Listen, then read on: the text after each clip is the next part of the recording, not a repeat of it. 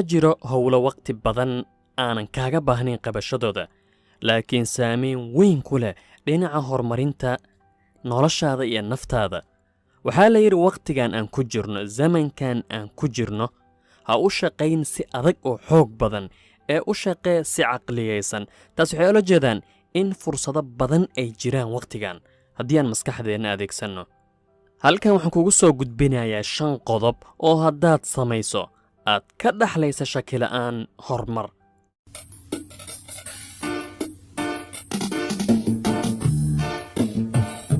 wax badanna ka bedeli doono noloshaada qodobka koobaad inta aadan seexanin ka hor mid ka mid ah ragga tijaabooyinkan sameeyey ayaa leh waxaan ku takhasusay iibinta ama suuqgeynta marketinga hawsheedu waxay ahayd arrinkaas in aan wax suuq geeyo wax iibiyo wax la soo saaray aan sii iibgeeyo wuxuu leeyahay haddaba markaan shaqadayda rasmiga ka tago oo aan dhammeeyo oo aan guriga aado wax yar nastana dadkuna kala seexdaan ayaa nadka ka baran jiray ayuu yidhi dhisayn garaynta waxa naqshadinta sida photoshop iyo waxyaabaha la xiriira waxyaabaha noocaas oo kale anigaana isbari jiray ayuu leeyahay wuxuu raaciyey markaan bartay arrinkaas kadib haddeertaan waqti xaadirkan waxaan madax u ahay koox dhisayn gareenyaala yacni dadka wax dhisayn gareeyo wuxuu leeyahay waxa aad qabanaysa markaad hawshaada rasmiga ah dhammayso waa shay aad iyo aad muhiim u ah haddii aad ku ekaato keliya meesha aad ka shaqayso oo aad yacni shaqo 8 saac la qabanayo aad noloshaado dhan ku xirto aad soo kacdo berrina aad aado wax kalena aadan kordhisanin wax aad faa'iidaysa ma laha noloshaadana waxay ku jirtaa khatar zamankan aan ku jirno waqtigan aan ku jirno waa waqtiga wax isbaridda qofku wuxuu haystaa fursado aad u badan inuu wax isbaro asagoonan iskoole jaamacad aadin waa waqti aad u sahlan inaad wax badan barato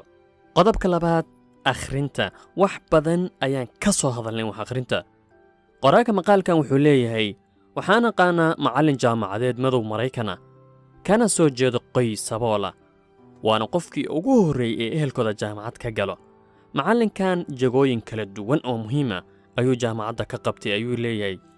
markaan weydiiyey guusha ugu weyn ee uu xaqiijiyay noloshiisa wuxuu igu jawaabay ayuu yidhi wax akhrintu igu soo kooba waxa ugu fiican ee aan sameeyey halkaasna i gaarsiiyey waa inaan wax akhrin jiray wax akhrinta ayuu ku soo koobay qodobka saddexaad wax qabo wax xaqiiji qabashada hawl waxaan ula jeedaa dabiqitaanka wax aad baratay waa mid naftaada dareen guulgelinayo haddii aad netka ka barato tusaale ahaan cilmi mucayana isku day in aad dabaqdo in waxaas aad baratay aad u beddesho wax la taaban karo waxaa kaloo soo galaya qabashada wax in aad dabaqdo jadwal tusaalahan aad dejisay oo kale ama qorsho in caado xun aad iska joojiso in aad samaysato caado wanaagsan sida wax akhrinta habeenkii inaad xilli hore seexato subaxdii inaad xilli hore soo kacdo noloshaada inaad